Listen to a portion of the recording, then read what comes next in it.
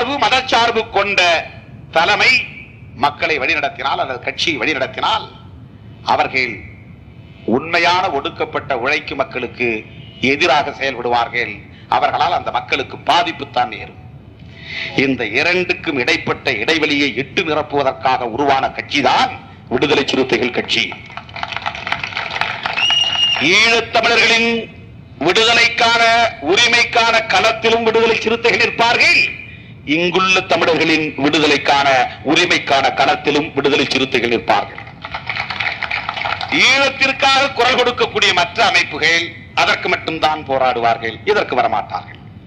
ஆக அவர்கள் விட்டதை இட்டு நிரப்புகிற ஆற்றல் விடுதலை சிறுத்தைகளுக்கு மட்டும்தான் உண்டு.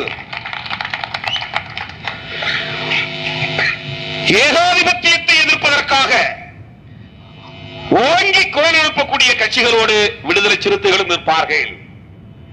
இங்கே பாட்டாளி வர்க்கத்திற்காக, சேரி பாட்டாளி வர்க்கத்திற்காக குரல் கொடுக்கிற களத்திலும் விடுதலை சிறுத்தைகள் இருப்பார்கள்.